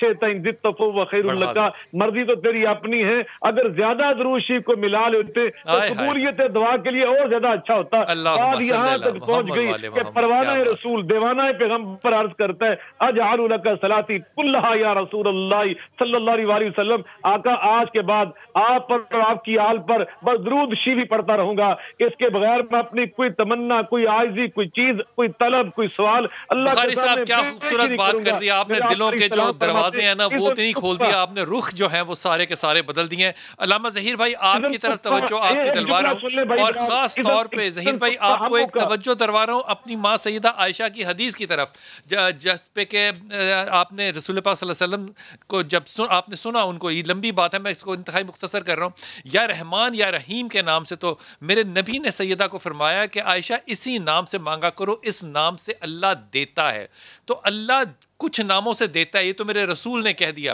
اب جب لوگوں کی عاجزی مجھے نظر آتی ہے، مثال کے طور پہ مجھے سیدہ زینب کی عاجزی ہمیشہ یاد آتی ہے جب میں بیٹیوں کا ذکر کرتا ہوں، مجھے سیدہ زینب کی چادر کی عاجزی ہمیشہ یاد آتی ہے جب میں کسی کی مظلومیت دیکھتا ہوں۔ کیا میں لوگوں کی عاجزی کو اپنا وسیلہ بنا کر بالکل اسی نسبت سے اللہ کے حضور پیش کروں تو یہ عاجزی بھی میری عاجزی ہی قبول ہوگی کیا؟ بلال بھائی سب سے پہلی بات تو یہ کہ دیکھیں نا، یا ایھا الذین آمنوا ابتغوا الیہ الوسیلہ، پروردگار نے خود تشریف فرمایا کہ میرے لیے وسیلے کو تلاش کرو، نہ وہ کہ جو آپ کی مرضی ہو، جن کو میں نے معرفی کروائی ہے۔ اور جب ہم خدا کی بارگاہ میں دعا کرتے ہیں تو در حقیقت یہ جو وسیلہ ہوتا ہے یہ اللہ رب العزت کو متوجہ کرنے کے لیے، اب میں دنیا کی مثال نہیں دینا چاہوں گا ویلا اس کا جو ہے نا وہ کوئی شاید امپلیمنٹیشن جو ہے نا وہ ٹھیک نہ ہو، ہوتا یہ ہے کہ جب ہم کہتے ہیں نا کہ دعا مانگو تو اس سے پہلے بھی جو ہے وہ درود پاک اور اس کے بعد جو ہے نا آخر میں درود پاک، تو جب پہلے درود پاک ہم پڑھتے ہیں تو در حقیقت خدا کی بارگاہ میں جب دعا جاتی ہے تو خداوند متعال کون ہے؟ یہ پروردگار تیرے حبیب کا چاہنے والا ہے، پروردگار تیرے خاص بندوں سے محبت کرنے والا ہے، تو جو ہی خدا کی بات فوراً پروردگار جو ہے متوجہ ہوتا ہے۔ اور یہ سارے کے سارے وسیلے، یہ آن ٹاپ وسیلے۔ اس کے بعد اگر دوسرے پر آ جائیں تو ایک حدیث قدسی کے اندر واقعہ ملتا ہے کہ ایک شخص گیا، اس نے کہا یا رب العابدین یا رب العابدین یا رب العابدین، تو پروردگار نے جب اس نے 10 مرتبہ کہا تو کہا لبیک یا عبدی۔ ایک بندہ گیا، اس نے کہا یا رب المتقین یا رب المتقین یا رب المتقین، تو جب اس نے کہا ہے متقیوں کے پروردگار، تو جب اس نے کئی مرتبہ پکارا تو خدا نے جواب دیا۔ ایک شخص گیا، اس نے کہا یا رب العاصین، اے گناہ گاروں کے پروردگار، تو خدا نے فوراً کہا لبیک یا عبدی۔ ملائکہ کہتے ہیں پروردگار وہ متقی تھا، وہ عبادت گزار تھا، اس کو تو نے 10 مرتبہ کے بعد جواب دیا ہے، یہ گناہ گار ہے، تو پہلی ہی آواز پر لبیک۔ تو خدا نے کہا کہ فرق یہ ہے کہ ان کو اپنی عبادت پر ناز تھا، ان کو اپنے تقوی پر ناز تھا، مجھے پتا تھا کہ 10 مرتبہ بھی پکاریں گے جواب نہیں دوں گا تو کہیں نہیں جائیں گے، یہ تو ہر طرف سے مایوس ہو کے آیا ہے، یہ تو ٹوٹا ہوا دل لے کے آیا ہے، اب اگر میں اس کو جواب نہیں دوں گا تو اس کے پاس کون سا آسرا ہے؟ یہ عاجزی اور یہ انکساری، یہ ٹوٹا ہوا دل، یہ دکھ اور یہ درد اور یہ ہستیاں، یہ در حقیقت جب خدا کی بارگاہ میں ہم ان کا واسطہ دیتے ہیں تو پروردگار فوراً متوجہ ہوتا ہے۔ زمان اور مکان اور شخصیات اور وسیلہ باعث بندے خداوند متعال کی رحمات و برکات کے نزول کا سری۔ اور نہ فقط یہ عزیزاً بلال بھائی، میں ایک بات جلدی سے یہاں پر عرض کرنا چاہوں گا کہ دیکھیے جب دعا مانگتے تو ہوتا کیا، اب دیکھیں نا، آپ نے کہا یا ربی، یعنی اللہ پروردگار کی بارگاہ میں، تو خدا نے کہا لبیک یا عبدی، اب ہوگا کیا؟ ہوگا یہ کہ آپ زمین پر بیٹھے، جا نماز پر بیٹھے، جو دعا نہیں مانگتا اور جو دعا مانگتا اس میں فرق کیا ہے؟ فرق یہ ہے کہ اگر آپ نیچے کھڑے ہو کر کسی بلڈنگ کو دیکھیں، مینار پاکستان کو دیکھیں، تو آپ کو کتنا بڑا لمبا نیچے سے نظر آئے گا۔ اگر کوئی اوپر سے کھڑا ہو کر نیچے بندے سے پوچھے کہ بندہ خدا تمہیں یہ بلڈنگ نظر آ رہی ہے، وہ کہے گا بہت بڑی بلڈنگ نظر آ رہی ہے، بہت بڑا ہے مینار پاکستان، دیکھتے ہوئے پکڑی جو ہے سنبھالنا پڑتی ہے۔ لیکن اگر اسی شخص کو ہیلی کاپٹر پر بٹھا کر اوپر لے جایا جائے اور اوپر جب پہنچ جائے تو اس سے پوچھا جائے تمہیں اتنی بڑی بلڈنگ نظر آ رہی ہے، تو وہ کہے گا کس کی بات کرتے ہو، چھوٹی چھوٹی بلڈنگیں ہیں، چھوٹے چھوٹے جناب۔ تو ہوا کیا؟ ہوا یہ کہ جب وہ نیچے تھا تو اس کو بڑا نظر آ رہا تھا سب کچھ. جب وہ اوپر گیا تو چھوٹی چیزیں نظر آئیں. کہا جب تم کہتے ہو نا یا ربی اور خدا کہتا ہے لبیک یا عبدی، پھر تم زمین پر تو ہوتے ہی نہیں ہو، پھر تم روحانی طور پر اتنا بلند ہو جاتے ہو کہ دنیا کی مشکلات ہوتی ہیں لیکن تمہیں چھوٹی چھوٹی نظر آتی ہیں. پھر تمہیں جو ہے نا یہ نظر نہیں آتا، پھر تمہیں یہ نظر نہیں آتا. کوئی شخص کہتا ہے کہ وہ مصیبت، کہتا ہے کون سی مصیبت، وہ کہتا ہے کون سی مشکل. ظہیر بھائی اللہ تعالیٰ آپ کو سلامت رکھے، میرے ساتھ رہیے گا. زبیر بھائی آپ کی طرف متوجہ ہو رہا ہوں، اور یہ خاص طور پہ ظہیر بھائی نے، شاہ صاحب نے جو بات کی ہے نا کہ اللہ گناہ گار کی کس طرح سنتا ہے، میں اس بات کو بڑھانا چاہ رہا ہوں. اللہ تعالیٰ تو گناہ گار کی سنتا ہی نہیں ہے، وہ تو اس پہ پردہ بھی رکھتا ہے. وہ بنی اسرائیل کی روایت آپ کے سامنے ہے جس میں حضرت ابراہیم علیہ السلام کے لیے بارش کے لیے دعا کی تو اللہ نے کہا کہ بڑا گناہ گار آدمی ہے تیرے اس سارے لوگوں کے اندر، اس کو باہر نکالنا ہے. تو اب نے جب وہ باہر نکالنے کے لیے کہا تو اس نے دعا کر دی اللہ سے کہ اللہ تو نے اتنا عرصہ میرا پردہ رکھا ہے تو اب بھی میرا پردہ رکھ. تو اللہ نے حضرت ابراہیم کو نہیں بتایا کہ وہ کون تھا. کہا کہ جب وہ گناہ گار تھا تو میں نے اس کو چھپا کے رکھا، اب تو اس نے اپنے گناہوں کی توبہ کر لی، میں نے اسی کی دعا کو قبول کر کے بارش کر دی. یہ اللہ تعالیٰ گناہ گاروں کی بھی سنتا ہے، عبادت گزاروں کی بھی سنتا ہے. اللہ کے اس سننے والا ہونے کے اوپر کچھ فرمائیے گا. دیکھیں بلال بھائی، گزارش یہ ہے، آپ نے صحیح فرمایا کہ اللہ تعالیٰ گناہ گاروں کی سنتا ہے، اور اللہ رب العزت بعض اوقات ایسے محسوس ہوتا ہے کہ گناہ گاروں کی زیادہ سنتا ہے، یہ بھی ہمیں محسوس ہوتا ہے. اور اللہ کے ہاں مایوسی کا کوئی راستہ نہیں. قل یا عبادی الذین اسرفوا علی انفسہم لا تقنطوا من رحمت اللہ. اب آپ اگر غور کریں اس آیت کے اندر اصل میں تو گناہ گاروں کا ہی تذکرہ ہے. آپ صلی اللہ علیہ وسلم آپ فرما دیجئے، اے میرے وہ بندو جنہوں نے اپنے نفسوں پر ظلم کیا، حد سے تجاوز کیا. اب بتائیے یہاں صلحاء اور متقین کا تو تذکرہ نہیں ہے، گناہ گاروں کا تذکرہ ہے. آگے اللہ تعالیٰ جملے میں کیا ارشاد فرما رہے ہیں؟ سب کچھ تم کر چکے، سارے گناہ تم نے کر لیے، مگر ایک وادی میں قدم نہ رکھنا، ایک کام کبھی نہ کرنا. وہ کون سا؟ لا تقنطوا من رحمت اللہ، اللہ کی رحمت سے کبھی مایوس نہ ہونا. یہ مایوسی کا دروازہ کبھی بھی اپنے آپ کو اس دروازے کے اندر محدود یہ مت سمجھنا کہ یہ دروازہ بند ہو چکا ہے. اللہ کی رحمت کا دروازہ کھلا ہوا ہے. ترمذی کے ایک حدیث میں آپ صلی اللہ علیہ وسلم نے کیا خوبصورت جملہ ارشاد فرمایا، جس کے لیے دعا کا دروازہ کھل گیا. آپ صلی اللہ علیہ وسلم ارشاد فرماتے ہیں اس کے لیے ہمیشہ خیریت کا اور عافیت کا دروازہ کھلا ہوا ہے، وہ مایوس نہ ہو. البتہ گناہگار کا تذکرہ بلال بھائی آپ نے کیا ہے. حرام خور نہیں ہونا چاہیے انسان کو، حرام کھانے والا نہ ہو. ابن ماجہ کی ایک حدیث میں آپ صلی اللہ علیہ وسلم نے ارشاد فرمایا، پورا قافلہ چلا جا رہا، رات کو پڑاؤ ڈالا، سارے تھک گئے. جی سارے تھک گئے. آپ صلی اللہ علیہ وسلم فرماتے ہیں اس قافلے کے سارے شرکاء سو گئے، مگر ایک آدمی ہے صراحی سے پانی نکالتا، مصلی بچھاتا، اللہ کے سامنے گڑ گڑاتا، روتا، دعا کرتا ہے. فرمایا یہ ادا اللہ کو اتنی بھاتی ہے کہ اللہ اپنی شان کے مطابق آسمان دنیا پر اس کی دعا کو قبول کرنے کے لیے تشریف لے آتے ہیں. مگر ایک اور حدیث میں فرمایا اسی طرح کا یہی پورے کا پورا نقشہ آپ صلی اللہ علیہ وسلم نے ابن ماجہ کی حدیث کے اندر کھینچ کر فرمایا، ایسے ہی سارے سو گئے، ایک بندہ رات کو تھکاوٹ سے چکنا چور ہونے کے باوجود وضو کرتا ہے، اللہ کے سامنے گڑ گڑاتا دعا کرتا ہے، مگر اب اس کی دعا قبول نہیں ہوتی. کیوں؟ آپ صلی اللہ علیہ وسلم نے فرمایا مطعمہ حرام ملبسہ حرام قد غذی جسدہ بالحرام فَأَنَّا يُسْتَجَابُ لَهُ فِي الدُّعَا. اس کا کھانا حرام کا، اس کا پینا حرام کا، اس کے جسم میں رگوں کے اندر خون حرام کا گردش کرتا ہے، اس کی دعا کیسے قبول ہو سکتی ہے؟ تو پتہ چلا پہلی کنڈیشن، پہلی شرط یہ رزق حلال کا اہتمام کیا جائے. دوسرے نمبر پر یہ جو آیات پڑھی جو آپ نے شروع کے اندر تذکرہ بھی آیا انٹرو کے اندر، اللہ تعالیٰ وعدہ فرما رہا ہے اذا سالک عبادی عنی فانی قریب اجیب دعوت الداع. یہ جو اجیب دعوت الداع آیت نمبر 186 سورہ بقرہ، میں پکارنے والے کی دعا کو قبول کرتا ہوں، وعدہ کر رہے ہیں اللہ تعالیٰ. اسی طرح سورہ غافر آیت نمبر 60 کے اندر اللہ تعالیٰ فرما رہے ہیں کیا اذا سالک، اللہ تعالیٰ فرما رہے ہیں وہاں پر کہ میں بندے کی دعا کو قبول کرتا ہوں، اور اللہ ادعونی استجب لکم، مانگو مجھے پکارو میں قبول کروں گا.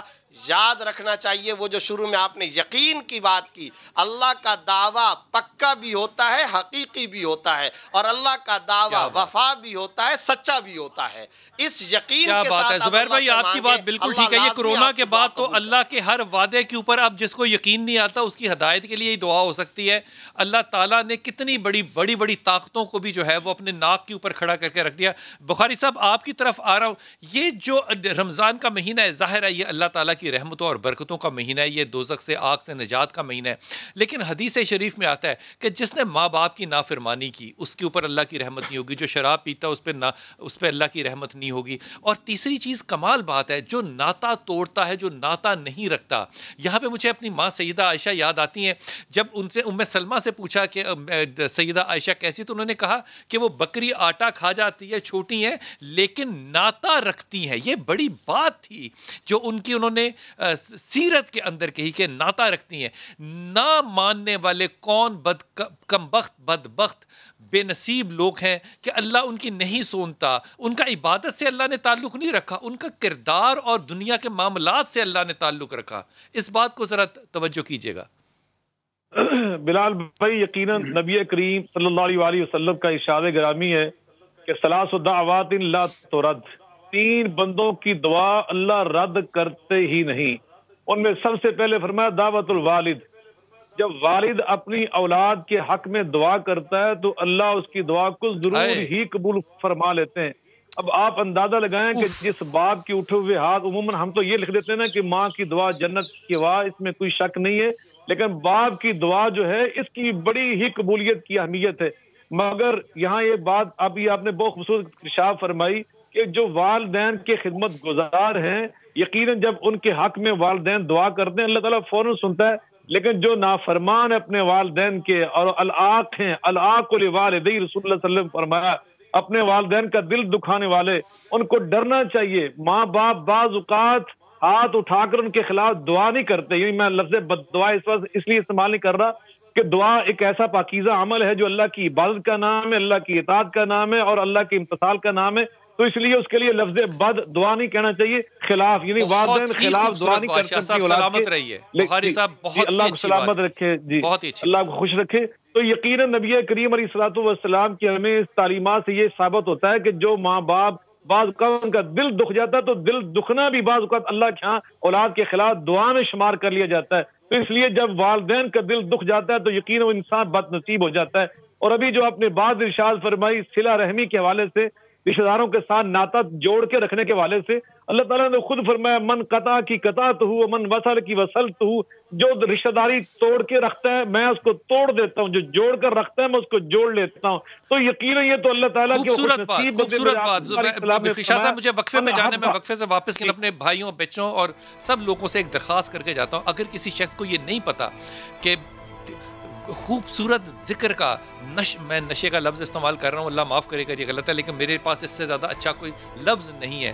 جب علامہ ظہیر آپ کے ساتھ ہوں، ضیاء عبداللہ بخاری صاحب اور مفتی زبیر آپ کے ساتھ ہوں اور ذکر کر رہے ہوں دعا کا، تو یقین کیجئے میں بھول جاتا ہوں بیچ میں کہ میں یہاں بیٹھا ہوا ہوں اور آپ سے وقفے کا بھی کہنا ہے۔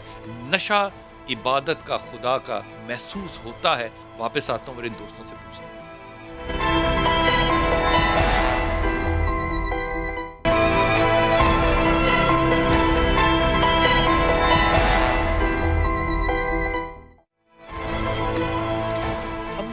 خوش نصیب ہیں کہ ہم امت رسول پاک صلی اللہ علیہ وسلم ہیں، اور ابھی آنے والا وقت جو ہے، چند گھڑیاں جو ہیں وہ کتنی عظیم گھڑیاں ہوں گی کہ حضرت موسیٰ جو کہ کلام کرتے تھے خدا تعالیٰ سے، اللہ نے کہا کہ میرے اور تمہارے درمیان 70 پردے ہیں۔ 70 سے مراد بہت ہوتا ہے، لیکن وہ شخص جو اس وقت روزے میں ہوگا اور مجھ سے دعا مانگے گا، میرے اور اس کے درمیان کوئی پردہ نہیں ہوگا۔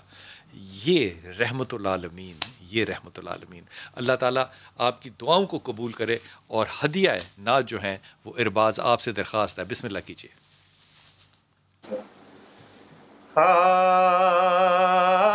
دل ٹھکانا،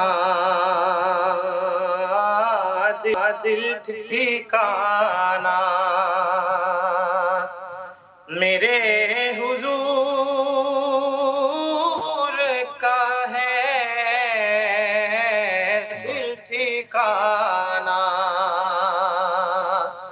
میرے حضور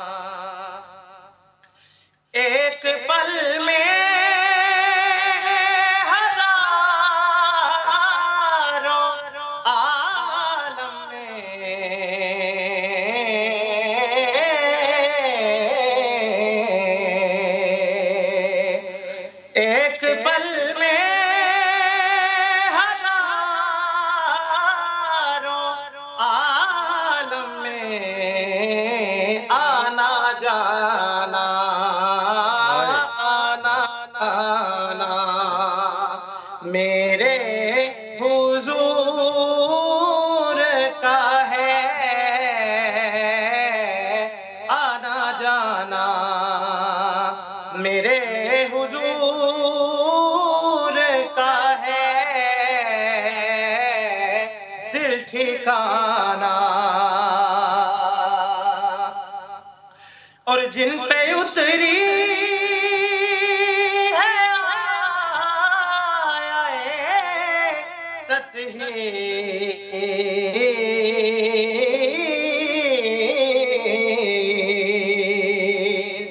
जिन पे उतरी है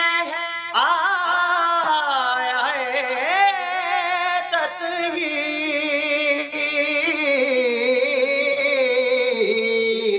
वो घराना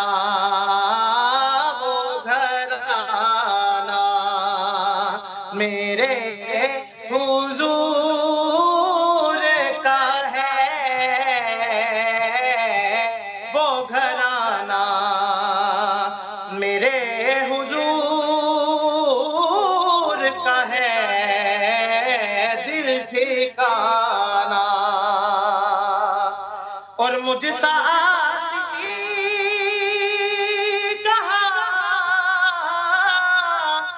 मदीना कहा,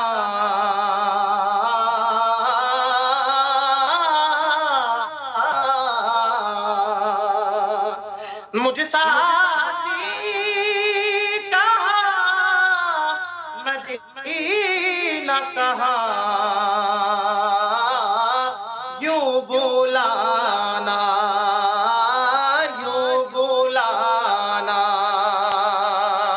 मेरे हुजूर का है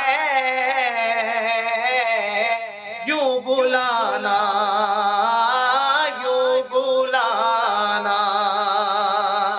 मेरे हुजूर का है दिल ठिकाना, मेरे हुजूर का है दिल ठिकाना।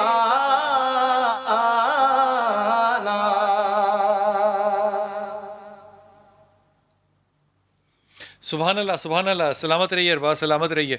हजूर, ये जो दुआ की गुफ्तगू हो रही है, मुफ्ती ज़ुबैर भाई आपसे इस बात की इब्तिदा, क्योंकि चंद आखिरी लम्हात हैं हमारे पास अजान से पहले 15-20 मिनट हैं, ये फरमाइए कि जैसे एक सहाबी का जिक्र है, जो सहाबी जो है वो हमेशा दुआ मांगा करते थे, वो दुआ कबूल होती थी। फिर रसूल पाक सल्लल्लाहु अलैहि वसल्लम के ज़ाहरी वसाल के बाद भी सहाब उनको कहा करते थे कि आप दुआ करें, और वो दुआ करते थे कि हम जंग जीत जाएँ, तो वो जीत जाते थे। फिर एक दफ़ा उन्होंने दुआ की कि ये मुसलमान जंग जीतेंगे भी और इसमें मेरी शहादत भी होगी, वो बात भी पूरी हुई।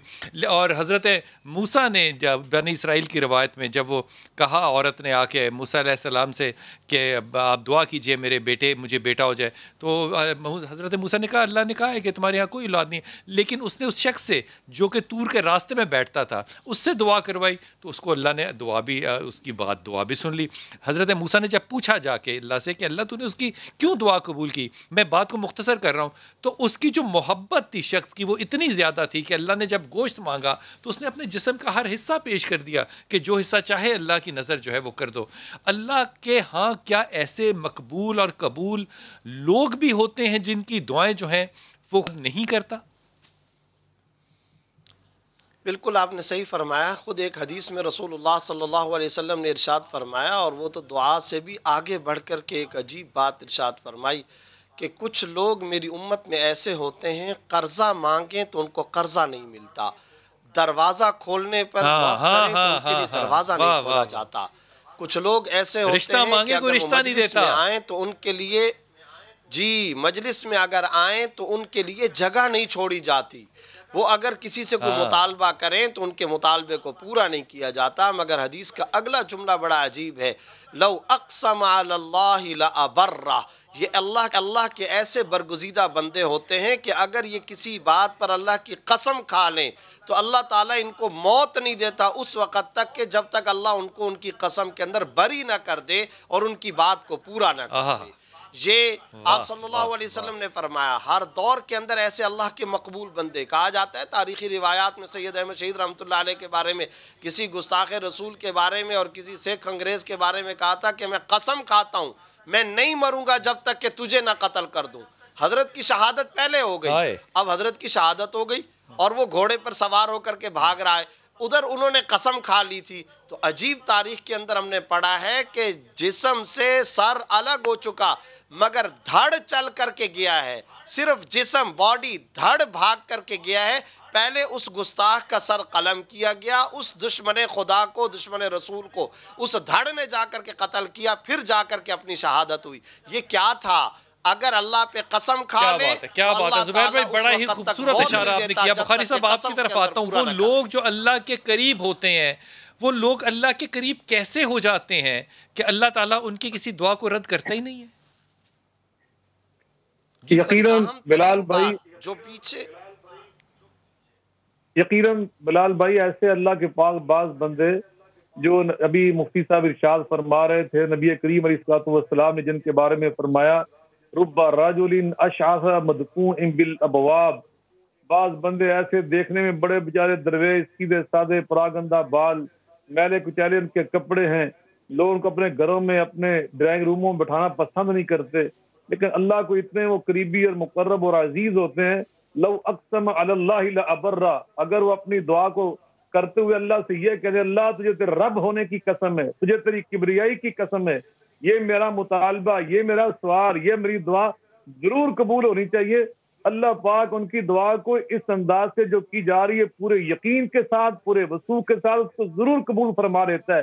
یہ تو اللہ کے پاس بعض بندے، میں قربان جو نبی کریم رؤوف الرحیم جنہوں نے ہمیں دعاؤں کا سکھایا، ان کی شان تو یہ ہے. اللہ قرآن میں فرمانے قد نرى تقلب وجهك في السماء فلنولينك قبلة ترضاها.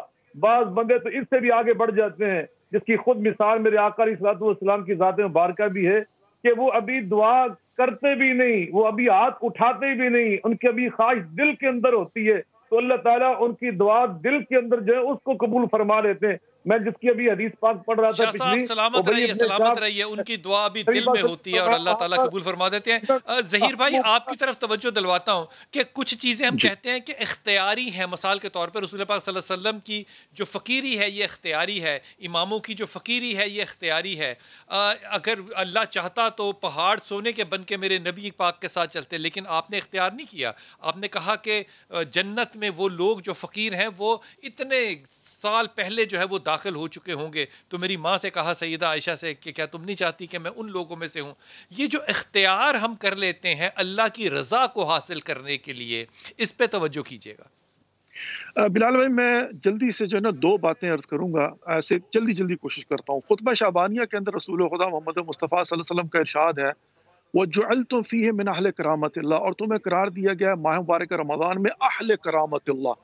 یہ اہل کرامت اللہ وہ سٹیٹس ہے کہ اللہ سبحانہ و تعالیٰ نے قرآن ہی میں ارشاد فرمایا اِنَّ أَكْرَمَكُمْ عِندَ اللَّهِ أَتْقَاكُمْ، کہ جب تم متقی پرہیزگار بنو گے تو جتنا متقی پرہیزگار ہوگے اتنا ہی خدا کے نزدیک تمہارا اہل کرامت اللہ ہونا ثابت ہو جائے گا. یعنی جتنی وہ کرامت ہوگی وہ تقوی کی بنیاد پر ہے. ابھی ماہ مبارک رمضان میں ہم داخل ہوئے اور رسول خدا محمد مصطفیٰ ہیڈ آف ٹائم بتا رہے ہیں کہ یہاں پر جو ہے نا وہ اہل کرامت اللہ قرار دیا گیا. حالانکہ یا ایھا الذین آمنوا کتب علیکم الصیام کما کتب علی الذین من قبلکم لعلکم تتقون، روزے رکھو تاکہ تم متقی بن جاؤ. ابھی متقی تو ہم بنے نہیں، ابھی روزے تو ختم ہوئے نہیں، ہم میں سے پتہ نہیں کتنے کامیاب ہوں گے کتنے ناکام ہوں گے. تو یہ اہل کرامت اللہ کیسے ہو گئے؟ یہاں سے پتہ چلا کہ پروردگار در حقیقت ماہ مبارک رمضان میں جس کو اپنا مہمان بناتا ہے اس کو ٹیمپرلی سیمپل کے طور پر اہل کرامت اللہ بنا دیتا ہے. اور جب انسان اہل کرامت اللہ بنتا تو ہوتا کیا ہے؟ انفاسکم فیہ تسبیح، آپ کا سانس لینا جو اختیاری نہیں ہے، نہ سانس روک سکتے ہیں اور نہ ہماری مرضی سے آتا ہے، وہ بھی تسبیح پروردگار قرار پائے گا. نومکم فیہ عبادت، سونا عبادت قرار پائے گا. دعا عملکم فیہ مقبولہ، جو عمل کرو گے قبول ہوگا. ودعاؤکم فیہ مستجاب، جو دعا کرو گے قبول ہوگی. یہ ماہ مبارک رمضان ہے، اس میں جب ہم اللہ کے مہمان بنتے ہیں جو بھی کرامت اللہ بن جاتا ہے، جو بھی خدا کا ولی بن جاتا ہے، وہ فقیر ہو، وہ کتنا بھی جو ہے نا وہ دنیا کے اندر معاشرے میں اس کا کوئی بھی سٹیٹس کیوں نہ ہو، لیکن جب وہ کرامت اللہ بن جاتا ہے تو پھر اس کا خدا کے نزدیک یہ سٹیٹس ہوتا ہے. اور میں جلدی سے یہ بات عرض کرنا چاہوں گا صلہ رحمی کے متعلق. بلال بھائی، امام جعفر صادق علیہ السلام کا ارشاد ہے امام فرماتے ہیں کہ اکثریت لوگ اپنی موت نہیں مرتے اور اقلیت لوگ اپنی زندگی نہیں جیتے. پوچھا یبنا رسول اللہ اس کا مطلب کیا ہے؟ امام فرماتے ہیں کہ دنیا میں لوگ ایسے ہیں کہ جن کو پروردگار نے لمبی عمر دی ہوتی ہے وہ اپنے ہاتھوں سے کاٹ لیتے ہیں، اور کچھ لوگ ایسے ہوتے ہیں جن کو اللہ نے مختصر زندگی دی ہوتی ہے وہ اپنے ہاتھوں سے بڑھا لیتے ہیں. تو عرض کیا کہ یبنا رسول اللہ تھوڑی سی اور تشریح فرمائیے. تو امام جعفر صادق ارشاد فرماتے ہیں کہ دنیا میں کچھ گناہ ایسے ہوتے ہیں کہ جن کی وجہ سے عمر کاٹ دی جاتی ہے. ان میں سے ایک سب سے بڑا گناہ صلہ رحمی اور قطع رحمی ہے. اگر کوئی صلہ رحمی کرے گا عمر بڑھے گی. صلہ رحمی، شاہ صاحب موقع پہ جانا ہے. صلہ رحمی کی وجہ اللہ تعالیٰ عمر کو بڑھا دیتا ہے. کیا خوبصورت امام جعفر صادق کی بات ہے کہ اپنے ہاتھوں سے انسان اپنی زندگی کو بڑھاتا بھی ہے اور کم بھی کرتا ہے اعمال کی بنیاد پہ. لیکن جو حاصل گفتگو میں نے شاہ صاحب سے لی کہ اللہ سے قربت تقوی کی بنیاد پہ ہے، تقوی کی بنیاد پہ. اس لیے ان لوگوں سے پرہیز کیجیے گا جن کی زندگی میں آپ تقوی نہ دیکھیں لیکن ان کا کلیم ہو کہ ہم اللہ کے بڑا قریب ہیں. نہیں، ایک ہی اصول ہے، تقوی کی بنیاد پہ. وقفہ لیتے ہیں، واپس آتے ہیں.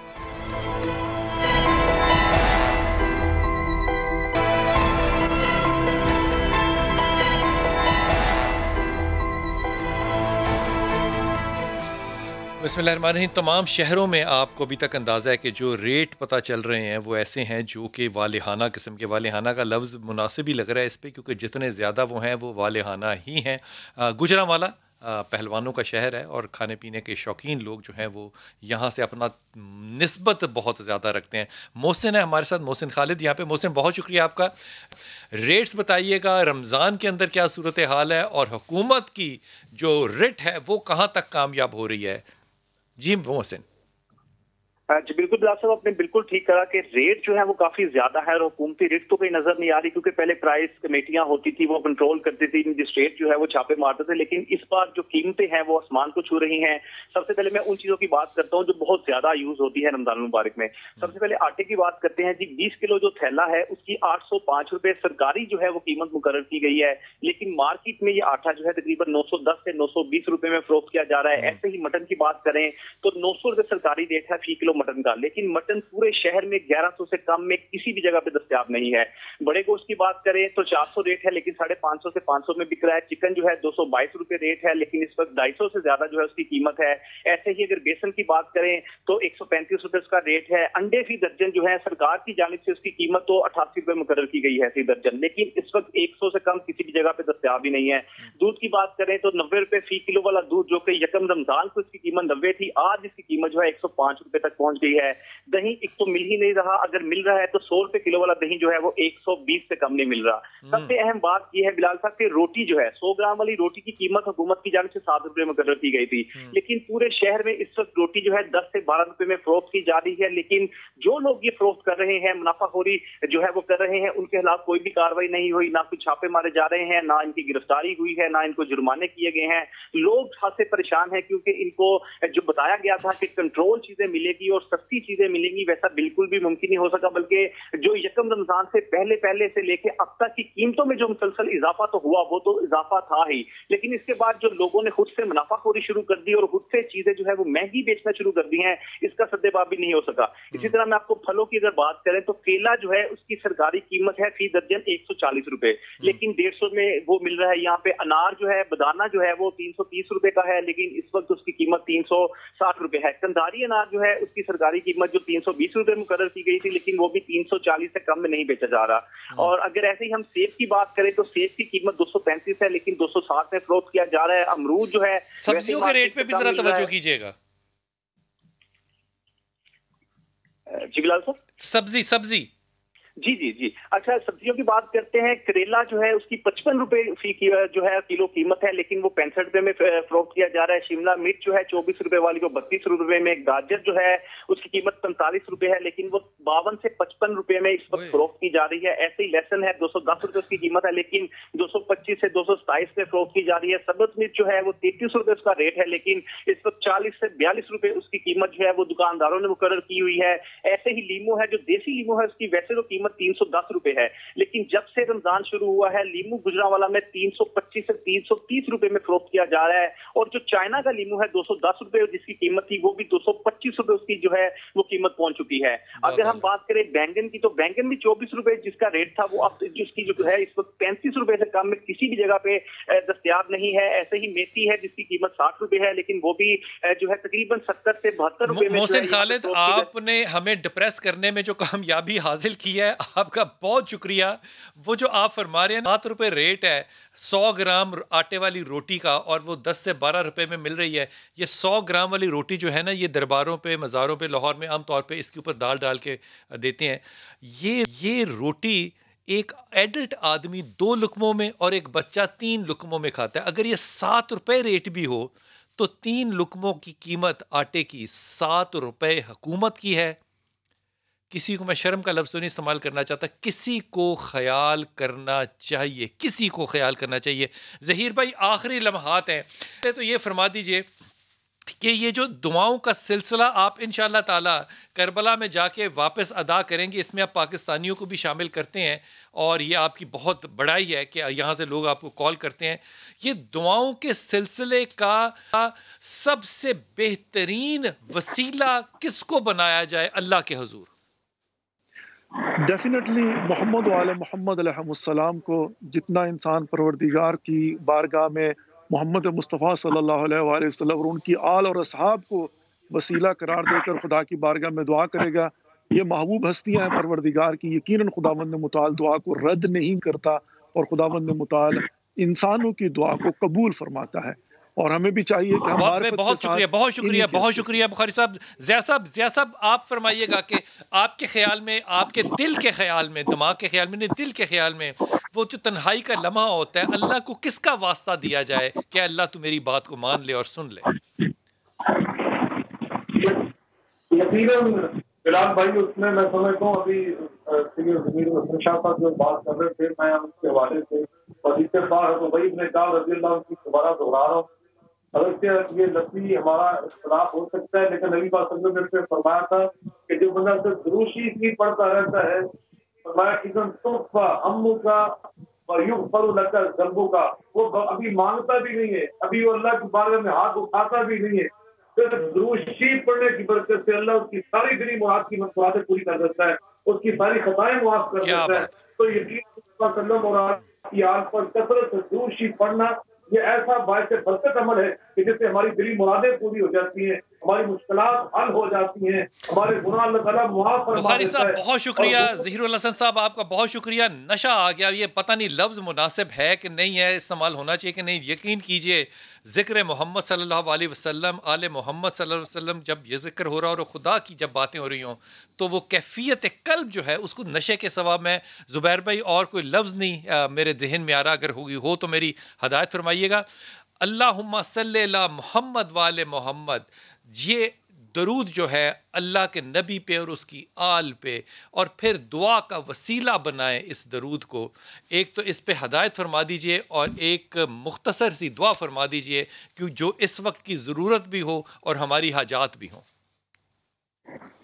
अल्लाह ही को मुश्किल कुशा, हाजत रवा, हकीकी दाता समझ कर नबी सल्लल्लाहु अलैहि वसल्लम, अंबिया कराम, आप सल्लल्लाहु अलैहि वसल्लम की आल, अहले बैत अतहार, सहाबे कराम, ये सब अल्लाह के हबीब व महबूब शख्सियात हैं।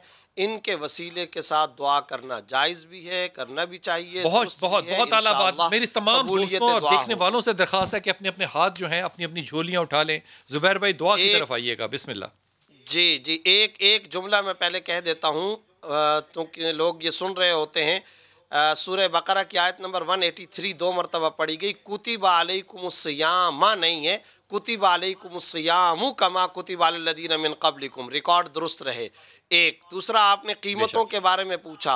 अफसोसनाक बात यह है انگریز کرسمس پر پیپسی سستی کرتے ہیں، ہم رمضان میں کھجور سستی نہیں کرتے. وہ کرسمس پر کاسمیٹکس اشیاء سستی کرتے ہیں، ہم پہننے کے کپڑے بھی عیدین پر بھی سستا نہیں کرتے. لمحہ فکریہ ہم سب کے لیے قابل غور ہے. اب دعا کیجیے. بے شک ہے. الحمدللہ رب العالمین والصلاة والسلام علی رسولہ الکریم.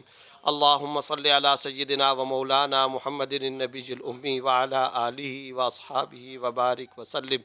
اللہم انا نسألک ایمانا کاملا، یقینا صادقا، رزقا واسعا، علما نافعا، عملا صالحا، توبة قبل الموت، والعفو عند الحساب، والفوز بالجنة، والنجاة من النار. یا عزیز یا غفار. اللہم انک عفو کریم تحب العفو فاعف عنا یا غفور، فاعف عنا یا غفور، فاعف عنا یا کریم، فاعف عنا یا کریم، فاعف عنا یا ارحم الراحمین. اللہم اجعلنا نخشاک کأننا نراک ابدا حتی نلقاک واسعدنا بتقواک ولا تشقنا بمعصیتک. یا حی یا قیوم برحمتک نستغیث اصلح لنا شأننا کلہ ولا تکلنا الی انفسنا طرفۃ عین. یا اللہ ہم سب کے تمام گناہوں کو معاف فرما. یا اللہ ہماری خطاؤں سے درگزر فرما. یا اللہ رمضان کی اس مبارک ساعت، مبارک عشرے اور انتہائی مقدس وقت کے اندر ہم سب کے سب آپ کے سامنے ہاتھ پھیلائے بیٹھے ہیں.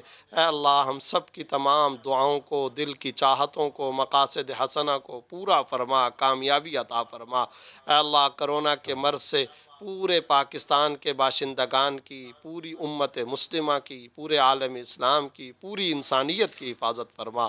اللہم ارفع عنا الوباء والبلاء، اللہم ارفع عنا الوباء والبلاء، اللہم ارفع عنا الوباء والبلاء. اے اللہ اس وبا اور بلا کو ختم فرما. اے اللہ اس مرض کو ختم فرما. اے اللہ اس بیماری اور وائرس کو ختم فرما. اے اللہ پاکستان کی ندریاتی سرحدوں کی بھی حفاظت فرما، پاکستان کی جغرافیائی سرحدوں کی بھی حفاظت فرما. اے اللہ ہماری سب سے بڑی تمنا یہ ہے، اے اللہ تو مساجد کو، حرمین شریفین کو آباد فرما، ہمارے گناہ معاف فرما، شامت اعمال آمین ثم آمین یا رب العالمین. آمین ثم آمین یا رب العالمین. آمین ثم آمین یا رب العالمین. آمین ثم آمین یا رب العالمین. اور سما کا دسترخوان جو ہے یہ دیکھیے، حالانکہ وقت جو ہے وہ بڑا مشکل ہے. دیکھیے سما کا دسترخوان.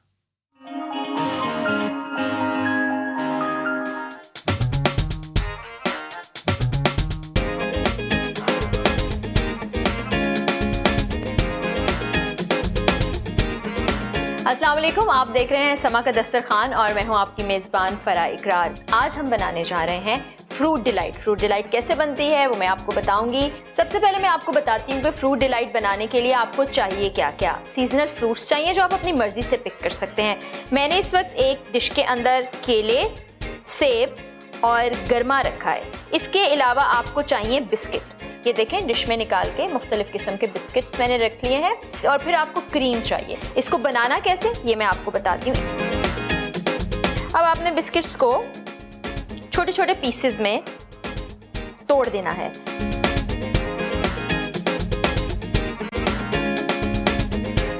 اب ایک باؤل میں ہم یہ سارے فروٹ ان کی کٹنگ کر کے مکس کر دیں گے.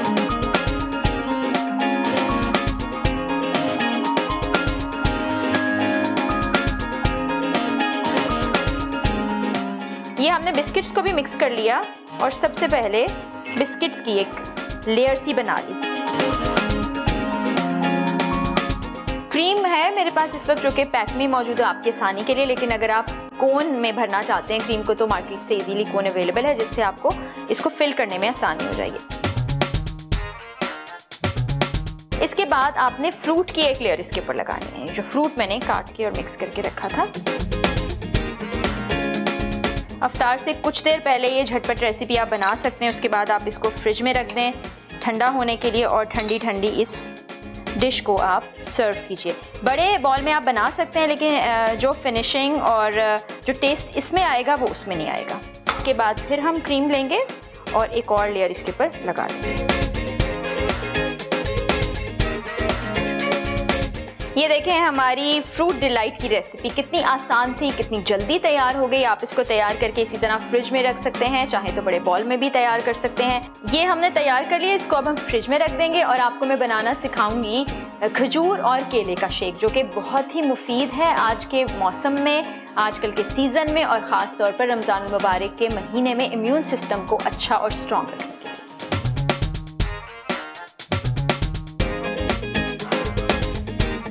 بنانا اور کھجور شیک بنانے کے لیے جو چیزیں آپ کو چاہیے وہ بہت سمپل اور آسان ہے. جیسا کہ آپ کو پتہ ہے کہ کیلے آلریڈی یہاں پر موجود ہیں، میں نے فروٹ ڈیلائٹ میں استعمال کیے تھے کیلے.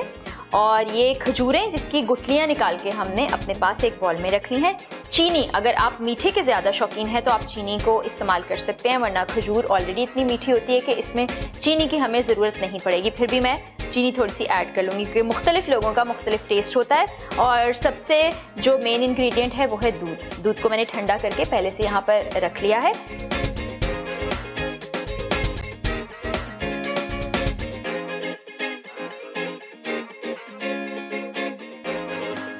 رمضان میں چونکہ آپ کی غذائیت جسم کی بہت کم ہو جاتی ہے، اور خاص طور پہ افطار کے وقت میں جب آپ کو ضرورت ہوتی ہے غذائیت سے بھرپور کسی چیز کی، تو یہ کھجور اور بنانا شیک آپ کے لیے بہت ہی زبردست ریسیپی ہے. بڑی آسانی سے تیار ہو جاتی ہے اور بچے اور بڑے سب شوق سے پیتے ہیں.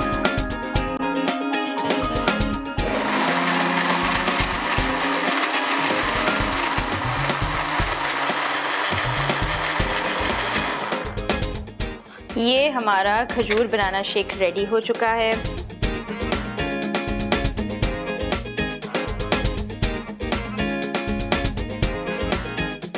یہ دیکھیں جی، جھٹ پٹ بنانا کھجور شیک ریڈی ہے، آپ کے دسترخوان کی زینت بنے گا. آج ہم نے آپ کو یہ دو فٹافٹ سے تیار ہونے والی ریسیپیز سکھائی ہیں جو کہ آئی ایم شیور آپ کو پسند آئیں گی. آپ اپنا فیڈ بیک بھی ہمیں دے سکتے ہیں. اگلے پروگرام میں پھر کسی اچھی مزیدار اور غذائیت سے بھرپور ریسیپی کے ساتھ آپ سے ملاقات ہوگی. تب تک کے لیے اپنا خیال رکھیے گا. اللہ حافظ.